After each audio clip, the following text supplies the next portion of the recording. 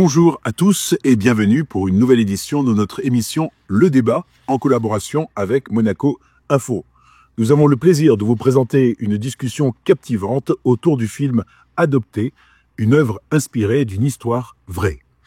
Vous allez retrouver Fabien Bonilla et l'abbé Christian Venard qui vont aborder avec leur invité des thématiques sensibles comme la trisomie 21 ou l'accompagnement des personnes après une adoption ou un IVG.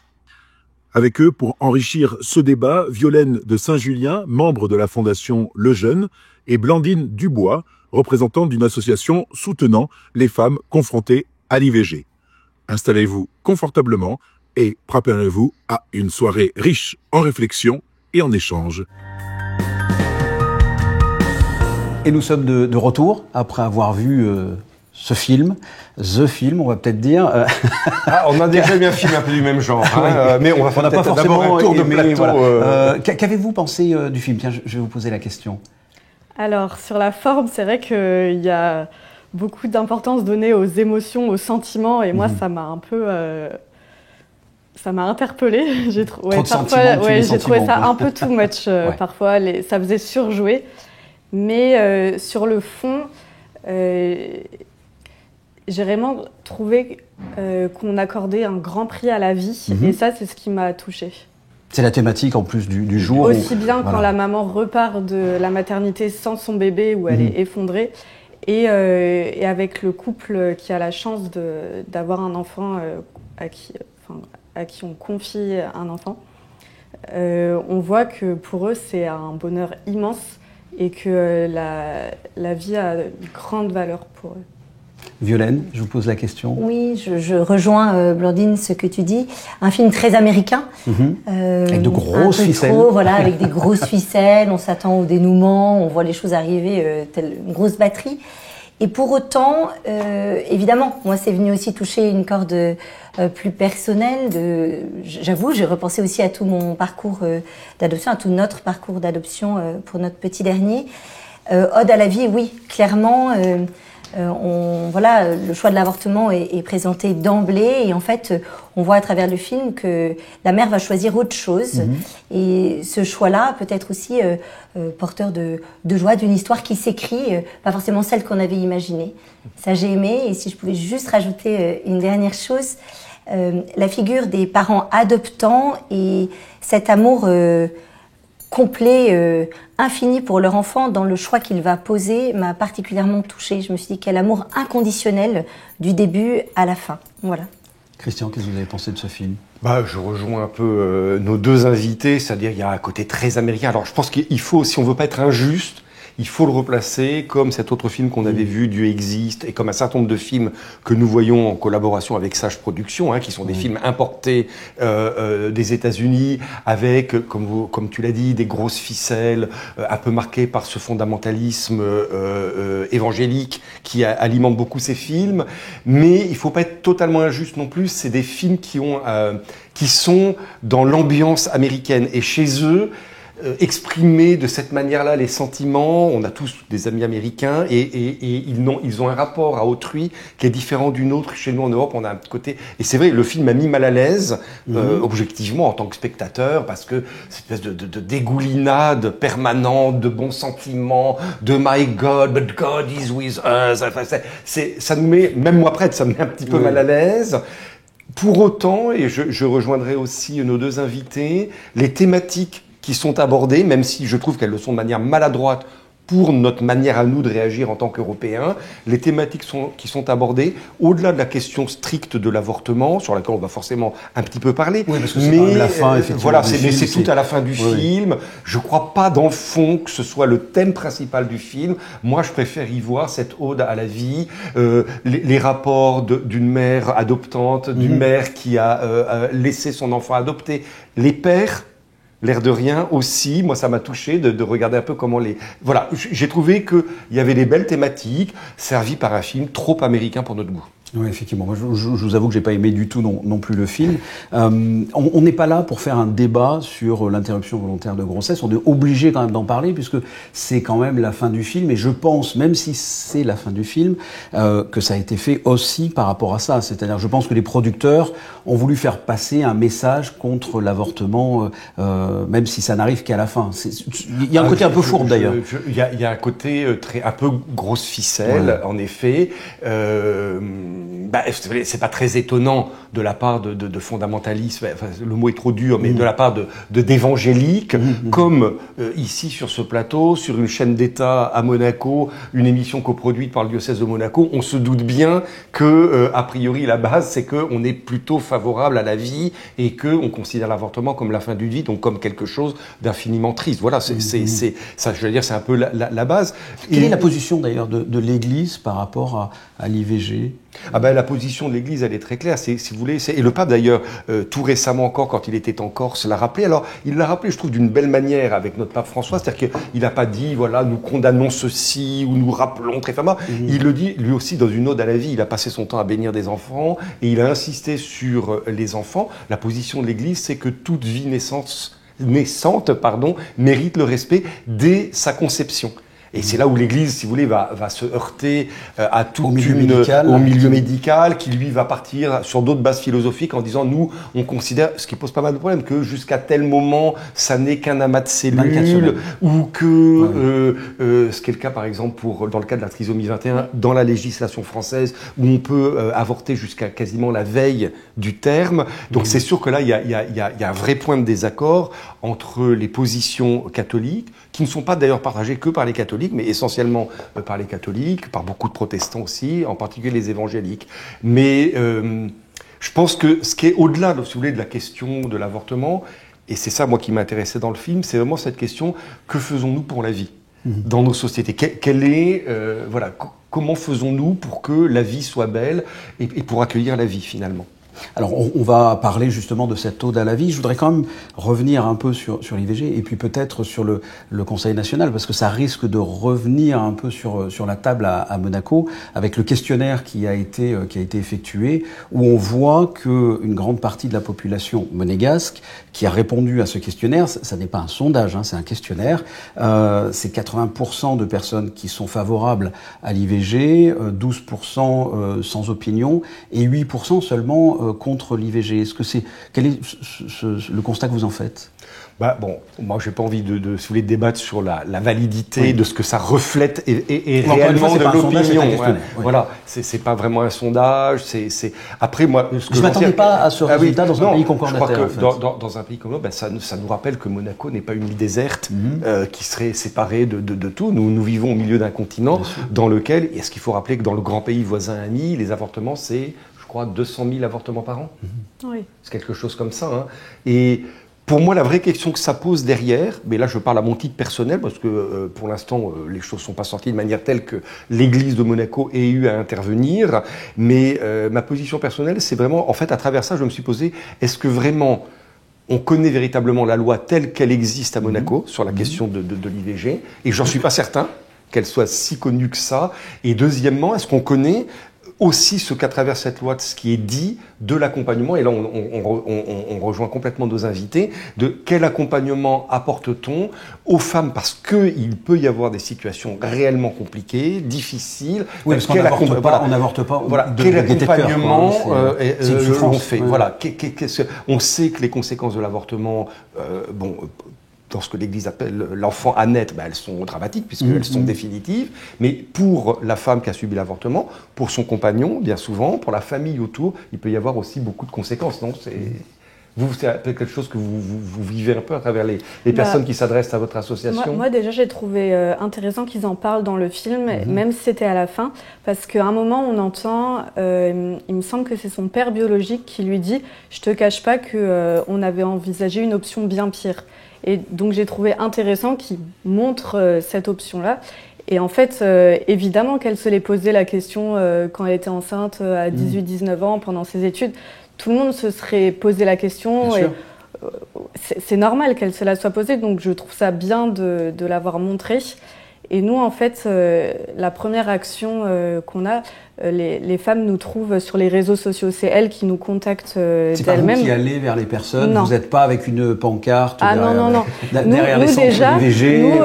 On est complètement avec un écrit assassin, quoi. Pas du tout. Ouais. Nous déjà, on n'a pas de position prise pour ou contre l'IVG. On est complètement neutre et notre but, c'est d'aider les femmes à faire un choix libre qui leur corresponde.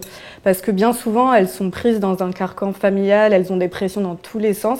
Et en fait, personne ne s'intéresse à et quel est leur avis, ça se passe quand même en elles.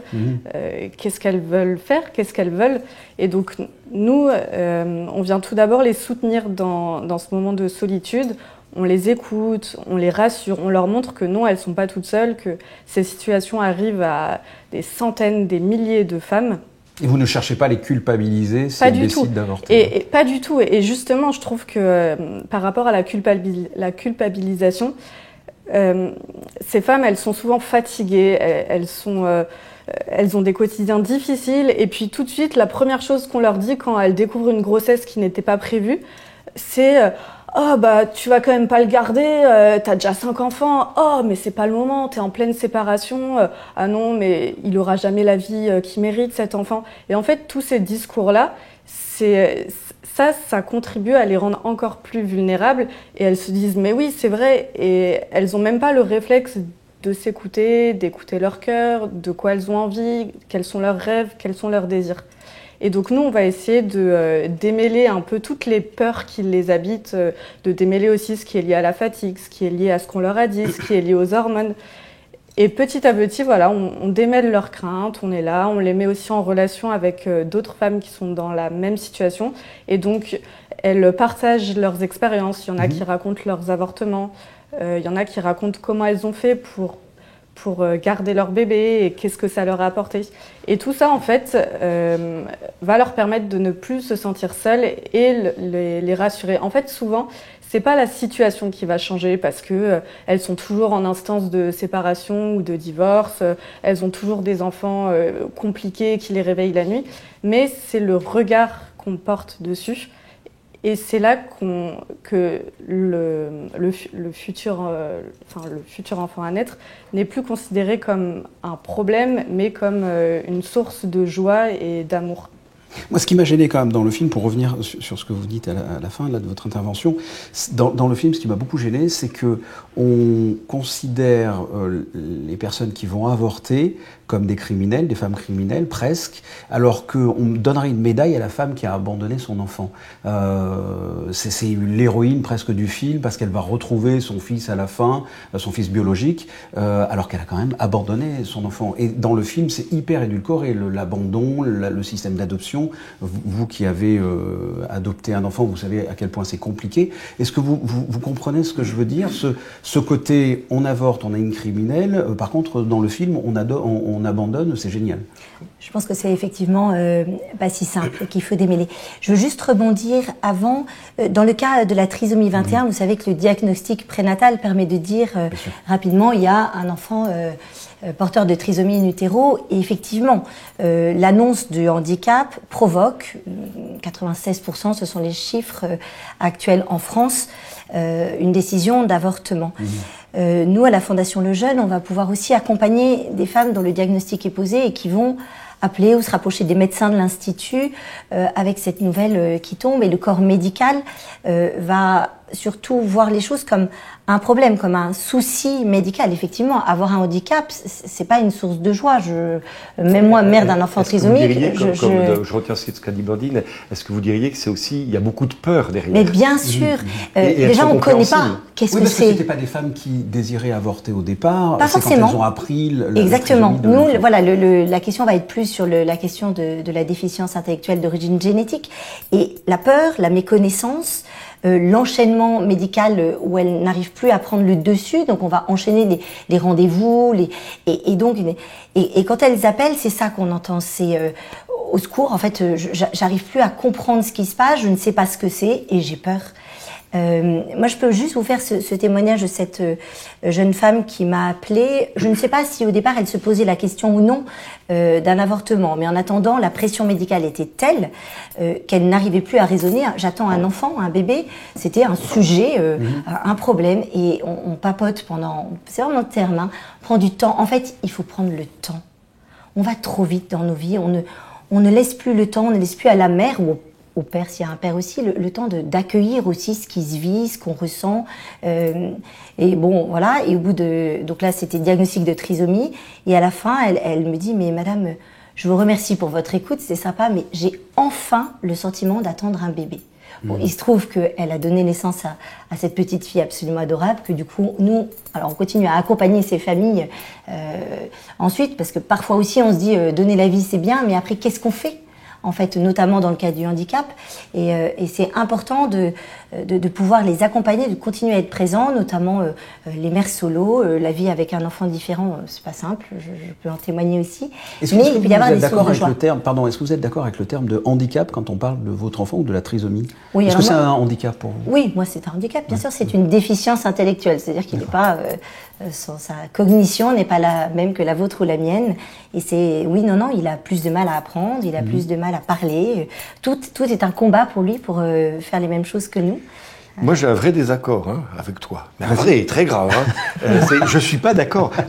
Pour moi, le héros du film, c'est l'enfant. Bien sûr. Oui, je trouve. Bien sûr. C'est pas là. Quand je dis que c'est l'héroïne, c'est qu'elle a un rôle. Oui, elle a un rôle faut important. Pas oublier mais qu'elle a abandonné son enfant. Oui.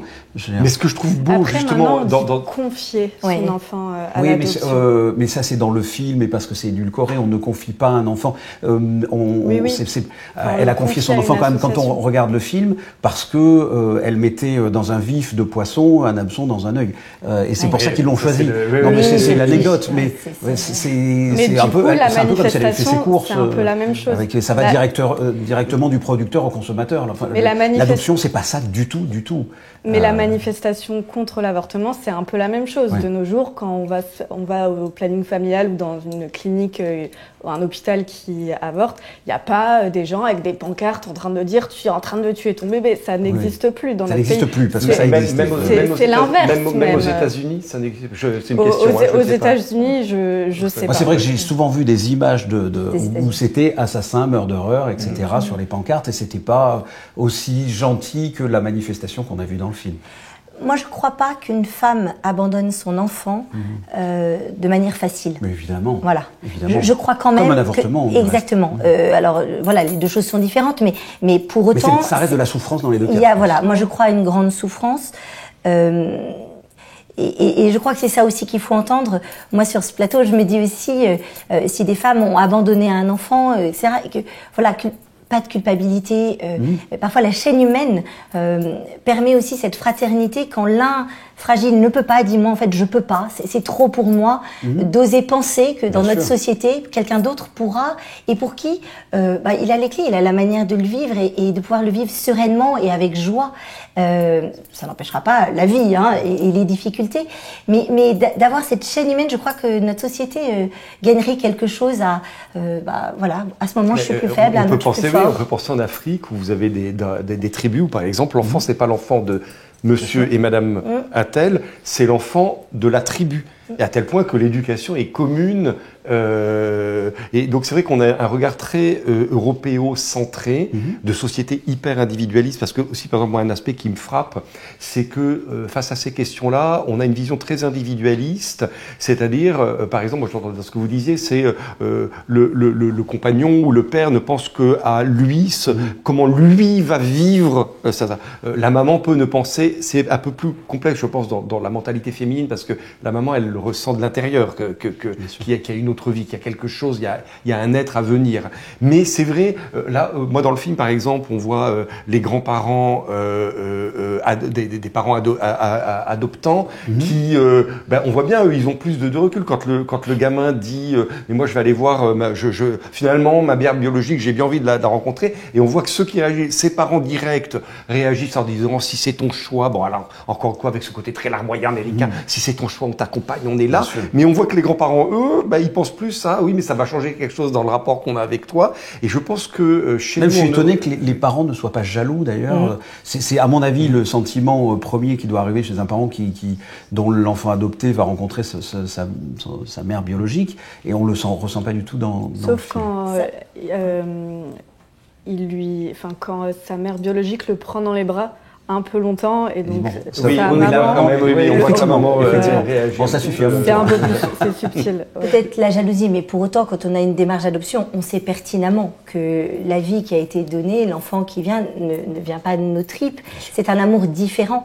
Mais ce cas-là n'existe pas, voilà, vous ne pouvez pas retrouver la mère biologique de votre enfant, je suppose. Alors, si, parce qu'aujourd'hui en France, il y a deux manières d'abandonner un enfant, soit l'abandonner sous X, soit reconnaître l'enfant. Donc, il y a quand même une reconnaissance à l'État, un prénom et un nom qui sont donnés. Et quand l'enfant est confié à l'adoption, c'est le terme que vous employez, il arrive avec son prénom et son nom de naissance. Et cette identité, et le terme est peut-être pas très juste, mais est écrasée, en tout cas annulée le jour où l'adoption plénière est prononcée pour les parents adoptants. L'enfant nous est confié pendant 6 mois, à peu près c'est le temps, en vue d'une adoption. Mais il nous est confié. C'est comme une sorte de famille d'accueil au départ. Oui, alors c'est en vue d'une adoption, c'est quand même très clair au départ. Mais si jamais ça se passait mal, l'ASE a toujours autorité pour enlever l'enfant à une famille qui ne serait pas en capacité de bien l'accueillir pleinement. Le souci premier, c'est l'enfant. Dans le système français, il n'y a pas du tout ce qu'on voit dans le film là, ce système où les parents qui vont abandonner l'enfant ou qui vont le confier à l'adoption peuvent choisir la famille en disant, comme elle fait bien son hameçon. Nous, on n'a pas du tout choisi, on n'a aucun lien direct, c'est vraiment par l'ASE que les choses se passent. Mais vous pourriez retrouver la mère biologique, là, vous pourriez, si votre enfant le désire ou si vous le désirez, vous pourriez. Je ne le ferai pas moi directement, je l'enverrai à l'ASE, parce que je trouve très bien qu'il y ait toujours une médiation. C'est important d'être accompagné. Nous, on a été accompagnés dans une démarche d'adoption par des psychologues, par des assistantes sociales, et je pense que c'est important. Moi, je suis pas une professionnelle, et il faut pouvoir accompagner chacun pour que, si ça doit se faire, la rencontre se fasse. Dans le cas de la trisomie 21, je ne pense pas, parce que nous avons des enfants qui, alors là c'est leur déficience, mais qui vivent le temps présent. La projection est plus difficile, et donc du coup, ils vivent dans une relation immédiate, spontanée, ça leur suffit, j'imagine mal, mais bon, l'histoire nous dira plus tard. Parlez-moi justement de ce parcours, de votre parcours. Pourquoi est-ce que vous avez décidé d'adopter comme ça un enfant trisomique? Pourquoi l'adoption et pourquoi un enfant trisomique? J'ai fait une rencontre un jour, incroyable, qui a changé ma vie. J'avais 8 ans et j'ai fait la rencontre d'un adulte trisomique qui est encore mon ami aujourd'hui, avec qui j'ai eu une relation d'amitié incroyable qui a évolué, moi grandissant. Dans un camp de vacances, il était mon moniteur. Et je trouvais ce jeune drôle, simple, et je trouvais que la relation que j'avais avec lui, moi je suis une inquiète, une stressée, une trop vive, trop rapide, avec lui les choses se posaient et la relation était vraie. Voilà, je me suis mariée, quand j'ai commencé à raconter ça à mon mari, il m'a dit t'es gentil, en fait on va peut-être essayer d'avoir nos enfants. Donc on a eu la chance d'avoir 4 enfants naturellement. Et puis est revenue toujours cette envie, en fait j'ai beaucoup reçu. Et comment étendre ma tente? Comment permettre à un enfant peut-être qui recevrait moins d'être accueilli? Alors, on va souvent dans l'idée de donner peut-être, et en fait j'ai l'impression aussi de beaucoup recevoir parce que cet enfant ouvre dans notre fratrie, dans notre famille. Et voilà, ça a pris du temps. C'est un trésor en fait. C'est un trésor. Oui, c'est un trésor. Alors avec ses... Oui. Il a ouvert mon cœur, il a ouvert notre cœur. Après... le quotidien reste le quotidien. Et moi j'avais une question pour Blandine justement à propos de ça. Dans toutes ces femmes qui s'adressent à vous, j'imagine que parfois vous pouvez leur proposer cette solution de l'adoption. Peut-être pas, je ne sais pas, vous allez nous dire. Et si oui, comment est-ce qu'elles réagissent par rapport à cette idée de se dire finalement plutôt que d'aller vers l'avortement, ça pourrait être une solution? Est-ce que ça leur apparaît effectivement comme une solution ou est-ce que c'est compliqué? Je suis très prudente avec cet aspect-là parce que souvent c'est très mal accueilli. Oui. Moi, je l'ai proposé vraiment une seule fois. Là, ça fait 4 ans que je suis dans l'association. Je l'ai proposé une seule fois et Pour quelle raison? Pourquoi cette personne-là? Pourquoi cette personne-là? Parce que elle partait en Hollande se faire avorter. En fait, elle avait été ambivalente pendant les 3 mois de l'illégal en France. Finalement, elle avait voulu continuer sa grossesse Et puis après, elle avait changé d'avis, et sauf que elle avait déjà perdu un bébé à 8 mois de grossesse, enfin un stade très avancé, donc elle était déjà très traumatisée, très marquée. Et je lui ai dit que ça allait rajouter du traumatisme au traumatisme. Je lui ai parlé éventuellement de cette option-là, mais après, ça ne l'a pas choquée parce qu'elle était dans un tel état de mal-être que on pouvait presque tout lui dire en fait. Ça l'a pas choquée. Mais généralement, déjà, elles se disent, je pourrais pas supporter de savoir qu'il y a un enfant qui est le mien, qui est quelque part avec d'autres. Ouais. Et donc, de cette là, vous préférez ne pas proposer ça comme solution d'emblée, ça vous paraît pas une bonne... Non, en fait, souvent, ça va plus braquer la femme qu'autre chose. Nous, on n'est pas là pour leur on n'est pas là pour leur proposer des solutions. On est là pour démêler qu'est-ce qu'elles veulent, ce qu'elles veulent. Et souvent, leur cœur est plutôt en faveur. Si elles le gardent, c'est pour elles. C'est pas pour c'est pour elles l'assumer. Et pour revenir donc à votre enfant, vous l'avez rencontré, il avait quel âge? Comment ça s'est passé? Donc c'était un enfant en bas âge. En bas âge, oui, 8 mois et dans une pouponnière de l'État. En fait, on a eu un agrément officiel qui nous a dit... alors, nous, c'était vraiment un projet pour un enfant... entre guillemets, dont personne ne voulait. Il est plus difficile... C'est pour ça que vous avez pu l'avoir à cet âge-là, parce que je sais que pour l'adoption, c'est pas fréquent d'avoir un enfant qui a 8 mois. C'est plus 4, 5, 6 ans, 7 ans, pour avoir vécu l'expérience, qu'un enfant de 8 mois. Tout à fait. Je ne suis pas une pro de l'adoption en général. Hein, voilà, c'est pas ni mon métier, ni ce que je fais, mais oui, souvent, c'est pas le cas. En revanche, un enfant avec à particularité, c'est les termes qui sont employés par l'ASE, on n'en veut pas. En fait, on a du mal dans notre société, dans nos vies, se dire qu'un enfant plus fragile, différent, peut être aimé, alors que nous, en fait, j'avais aucune raison d'aller, entre guillemets, sur le terrain de femmes qui peuvent pas avoir d'enfants. Moi, je comprends, elles se tournent vers l'adoption, alors que nous, on avait déjà 4 enfants. 5e, c'était, je le redis, élargir notre tente différemment, et parce que je savais que personne n'allait probablement vouloir notre petit bonhomme. Alors, au-delà de la polémique sur l'avortement, ce film, c'est, on l'a dit, une ode à la vie. On est en pleine période de la nativité. Qu'est-ce que représente cette période pour vous peut-être Christian? C'est l'accueil de la vie, évidemment.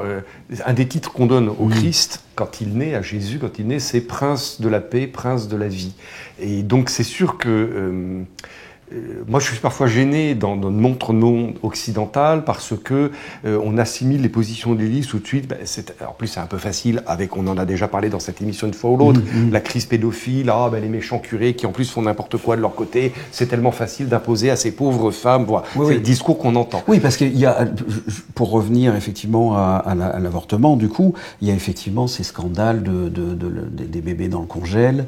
Il s'est passé un drame en Italie. Ma sœur italienne m'en parlait là, justement parce que je parlais de l'émission où je disais que j'étais pas à l'aise avec la thématique parce qu'on n'a pas le même avis sur l'IVG, mais effectivement cette jeune femme qui était extrêmement chrétienne auprès qui était bénévole auprès de son église, on a retrouvé sous terre le corps de 2 bébés parce qu'elle n'avait pas voulu avorter, parce qu'il fallait pas avorter, et puis finalement elle les a enterrés. C'est arrivé il y a un mois ou 2. Donc effectivement il y a aussi ce penchant derrière. Et c'est pour ça que je trouve que ce qui est important, au contraire, ce sur quoi il faut insister, c'est là-dessus où je trouve que le pape François, dans sa manière d'aborder ces questions, est vraiment très audible dans notre monde, parce qu'en plus, il a montré une image d'un pape qui n'est pas là tout de suite pour dire rien ne va bien dans cette société.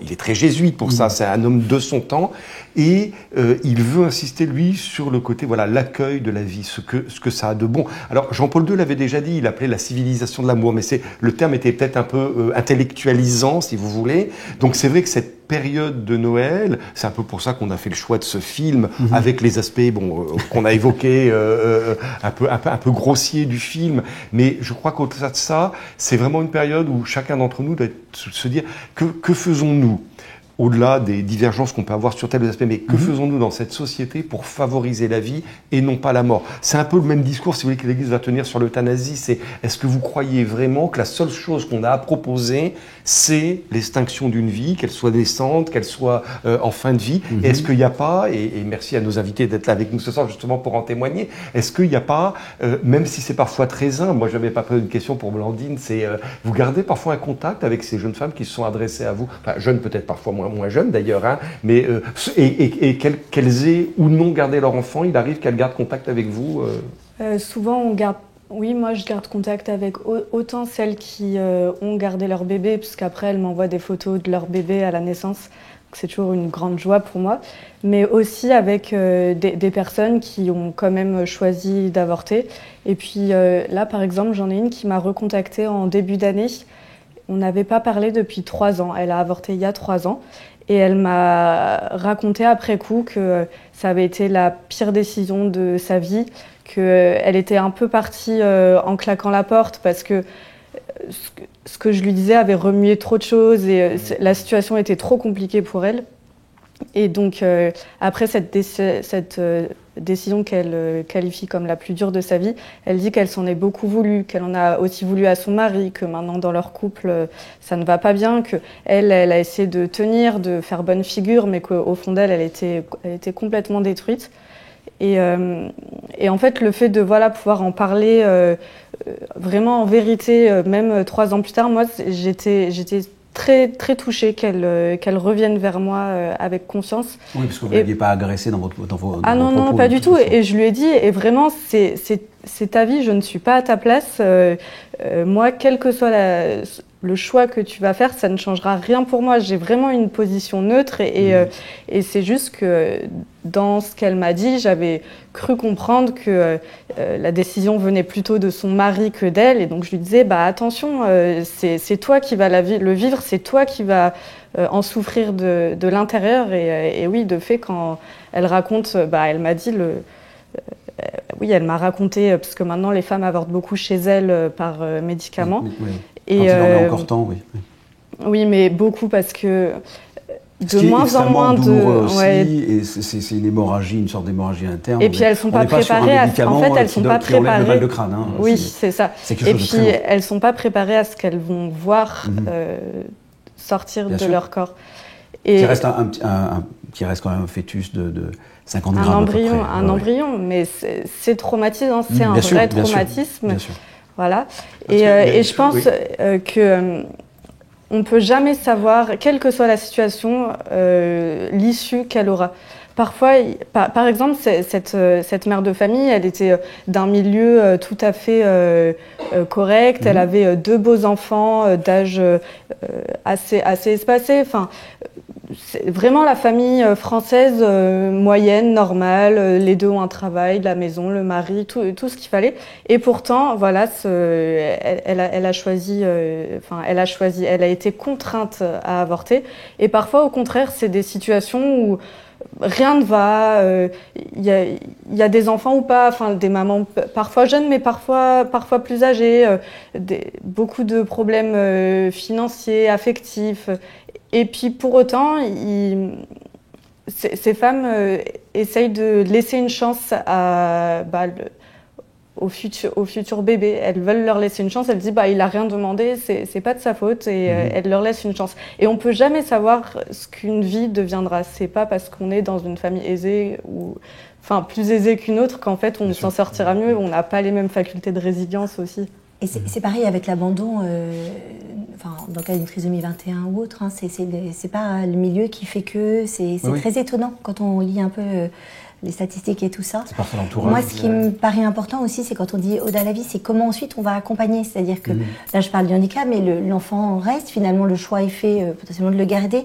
Comment on va accompagner la Fondation Jérôme Lejeune, moi j'aime bien dire, on va organiser des rencontres, on va permettre aux familles de se souder, on va créer des communautés pour que, ok, il y a une vraie difficulté, mais il y a aussi une manière d'accompagner, d'être ensemble, de pouvoir s'échanger les trucs, les astuces, et de ne pas se retrouver seul jeune en fait, parce que là c'est la double peine. Et je trouve que quand on parle d'Oda la vie, bah oui, si le bébé est gardé, mais il y a aussi cette façon d'être accompagné, de pouvoir se dire oui, il y a des choses qui existent. Un élément me frappe beaucoup dans ce que vous dites l'une et l'autre, c'est ce mot écoute. C'est-à-dire, et c'est amusant parce que ça me rappelle des discours du pape régulièrement qui engueule les prêtres. Mais écoutez, écoutez. Non mais c'est vrai qu'on a tendance très vite à... Mais il a raison, d'une manière générale, de toute façon, le pape a souvent raison. Mais on a tendance à arriver avec nos idées préconçues, comme ça. Et ce que j'aime dans votre témoignage à l'une et à l'autre, c'est de nous rappeler l'importance de savoir écouter sans jugement. Écouter les personnes c'est un discours de curé ce que je dis là, mais j'essaye d'y croire vraiment en se disant chaque personne mérite d'être aimée, quels que soient les choix qu'elle pose. C'est une chose est de dire que le choix peut nous sembler mauvais, peut nous sembler contraire à ce que nous croyons profondément. Et ça me touche beaucoup ce que vous avez dit, voilà, sur cette idée, prendre le temps de l'écoute et redonner. Là, on parle de femmes en particulier, mais on pourrait prendre des tas d'exemples dans la société, y compris avec des hommes. Je pense à les gens qui visitent dans les prisons. On est dans les sociétés, je ne sais plus laquelle d'entre vous a dit on va toujours très très vite, on passe toujours à ça, on est toujours dans le succès, on doit toujours, etc. Et du coup, on ne prend pas le temps d'écouter les pauvretés. Et souvent, on crève nous-mêmes parfois que personne n'écoute nos pauvretés à nous. Oui, et puis il y a une résonance aussi, en fait, la fragilité, que ce soit une femme enceinte qui ne sait pas ce qu'elle veut faire, qui choisit d'avorter, une femme qui arrête son enfant, il va y avoir un handicap, ça nous renvoie aussi à notre propre fragilité. Et c'est peut-être la manière dont on accueille cette fragilité chez nous qui nous permet aussi d'accueillir la fragilité chez l'autre. Alors, elle peut prendre différents aspects, mais je crois que c'est important aussi d'aller questionner cette question-là.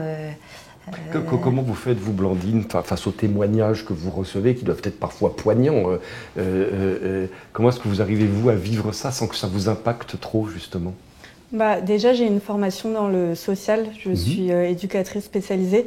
Donc, j'ai appris dans ma formation à prendre du recul sur ce qu'on me dit. Et puis, j'ai déjà vu des situations tellement glauques que... Vous avez une armure, ça vous a mis une armure? Non, c'est pas ça, c'est un détachement, c'est un recul. Et en fait, pour parfois bien aider la personne, il faut pas trop se laisser embarquer. Dans l'empathie, parce que bien sûr. Faut pas être trop dans l'empathie. Et il faut compatir, mais sans se laisser submerger. Parce que sinon, on va se faire happer par l'étendue de...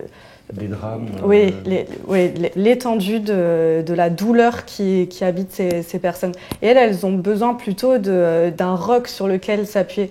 Et malheureusement, ce roc sur lequel elles doivent s'appuyer n'est plus leur conjoint, parce que le conjoint est souvent le premier à lui dire « Bon, ta pilule n'a pas marché, c'est pas grave, t'avortes, terminé, on n'en parle plus ». Et donc, elle se tourne vers d'autres instances, d'autres personnes pour trouver un peu de soutien. Et vous avez cette même expérience à la Fondation Le Jeune dans l'accompagnement des familles qui ont accepté finalement d'avoir des enfants bien que porteurs d'une trisomie. C'est pareil de ne pas se laisser trop envahir par le... Oui, alors... Moi, c'est sûr que j'ai la double casquette. Alors, c'est un peu le hasard, ou je ne sais pas si c'est le hasard, mais en tout cas, ça a fait son chemin. D'être à la fois mère d'un enfant trisomique et en même temps d'être à organiser des événements, à mobiliser le réseau. Mais il y a cette juste distance. Alors, oui, qui se travaille et qui va... Moi, je crois beaucoup grande écoute de l'autre, pas de jugement, beaucoup de bienveillance. Et laisser chacun avancer avec son propre chemin en étant juste le gardien, j'allais dire. Ce que je peux aussi dire dans le cas de la Fondation Le Jeune, c'est qu'il y a un institut médical. Là, ce sont des médecins, ce sont des professionnels de santé qui vont répondre aussi à toutes les questions médicales avec ce regard hippocratique qu'avait Jérôme Lejeune, le professeur Jérôme Lejeune, qui regardait ses patients dans leur globalité en reconnaissant cette grande dignité humaine qu'ils avaient. Il les aimait profondément. Il les soignait, mais il les aimait. Et aujourd'hui, je peux dire que ces médecins nous donnent une autre image aussi de la médecine en France. Ils nous accueillent pleinement. Et ça, c'est très agréable. C'est pas 20 minutes et c'est fini. On y passe souvent la matinée. Et on ressort souvent en disant... En fait, mon enfant est beau. Oh, mon enfant... Alors voilà, il n'est pas sorti non trisomique, mais nous, mères, on repart avec un petit côté fier. C'est assez agréable. Non, vas-y. Moi, j'avais une question un peu provocante. Est-ce que vous diriez, par votre expérience, que nous, les hommes, on est moins courageux que les femmes, pour ne pas dire que parfois on est lâche, face au handicap, face au drame de la vie? Est-ce que, de votre expérience, répondez en toute... Moi, j'ai un peu ce sentiment, parfois, qu'en tant qu'homme, on a une forme de lâcheté. Oh. Je suis pas d'accord, mais... Je dis que ma question était provocante. Hein. Oui, je sais pas. Je sais pas si je mettrais des catégories, en fait. Je crois pas. J'oserais pas, d'une part. Je crois que c'est chaque histoire, chaque réaction est tellement personnelle. Et puis parfois, on peut avoir un moment de lâcheté et puis un grand courage derrière. J'ai ce témoignage... Parce que dans le film, j'ai pensé, c'est parce que dans le film, le père biologique, il n'est quand même pas très courageux, je trouve. Non, il n'est même pas très présent au début. Il n'est pas très présent. Mais non, c'est pour ça que j'avais ce questionnement. Et puis il peut y avoir du déni, et puis il peut y avoir de la fuite, et puis... Bah oui, mais est-ce que c'est pas chacun? Est-ce qu'on n'a pas aussi nos petits combats? Et on peut... Voilà, je serais moins tranchée. Et vous, Blandine, je pense que ça dépend des hommes et que vu que l'homme ne porte pas l'enfant en lui, forcément c'est plus dur de devenir père, ça s'impose moins. Un père, il devient vraiment père au contact de ses enfants, en les voyant grandir, en tenant son bébé dans les bras. Mais il peut rêver aussi le fait de devenir père. Même s'il ne sent pas les coups dans le ventre, les petits pieds qui bougent ou quoi que ce soit dans le ventre au bout de 8-9 mois de grossesse, mais il peut rêver sa paternité. Oui, mais je pense que c'est moins facile, peut-être moins naturel que pour une femme. C'est pas, on parle de l'instinct maternel, on parle moins de l'instinct paternel, même si il y a s'il existe. Non, mais même si, en fait, sans père, un enfant, il est branlant, il lui manque toute une partie pour se construire. Donc vraiment, le rôle du père, il est fondamental, mais je pense qu'il est pas facile à trouver. Et que parfois, notre société n'aide pas forcément les pères, a tendance un peu à mettre les pères à l'écart ou accuser les pères. Et je pense que ça aide encore moins les hommes à trouver leur place. Pour finir, peut-être, j'ai posé la question à Christian sur cette période de fête de fin d'année, la nativité, parce que c'est aussi la thématique de cette émission. Qu'est-ce que ça représente pour vous? Je vais vous laisser la parole peut-être en premier et puis vous finirez. Qu'est-ce que représente cette période pour vous, cette nativité? Pour moi, ça représente avant tout l'attente. Parce que la période avant Noël s'appelle l'Avent et on est dans l'attente. Et c'est un thème assez prenant, présent dans la maternité. Oui, parce qu'on se rend bien compte dans la maternité que parfois on a les enfants qu'on ne voulait pas, on tombe enceinte alors que ce n'était pas prévu. Et parfois, au contraire, il y a des couples pendant des années, ils attendent, ils n'arrivent pas à avoir d'enfants. Pourtant, sur le plan médical, il n'y a pas de problème. Donc, je pense que on est petit finalement, et la vie est un grand mystère qu'il faut vraiment aborder avec beaucoup de prudence et de délicatesse. Moi, personnellement, j'ai attendu plusieurs années avant d'avoir mon premier enfant. J'ai fait une fausse couche et j'ai été très désemparée. J'ai trouvé dur aussi quand on annonçait des grossesses autour de moi.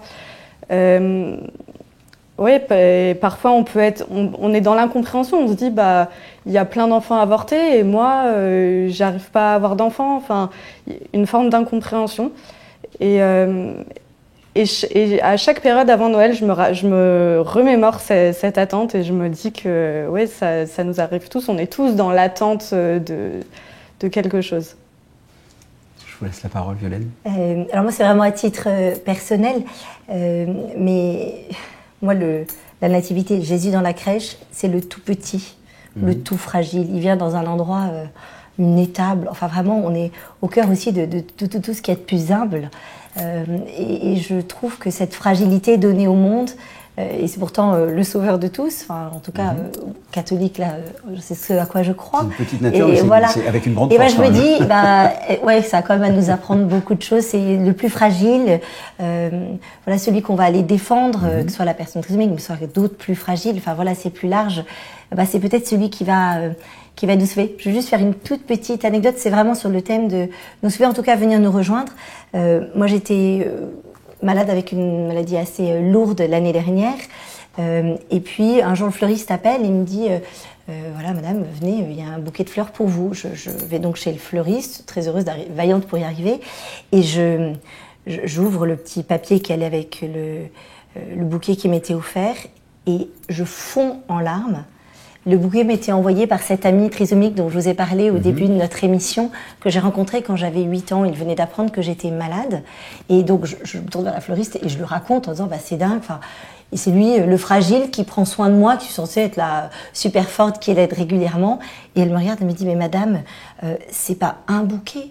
Pendant 5 semaines, vous allez recevoir un bouquet de votre ami. Je suis rentrée chez moi, je dis à mon mari, peut-être qu'avoir un petit chromosome en plus, ça pourrait rajouter quelque chose à notre amour.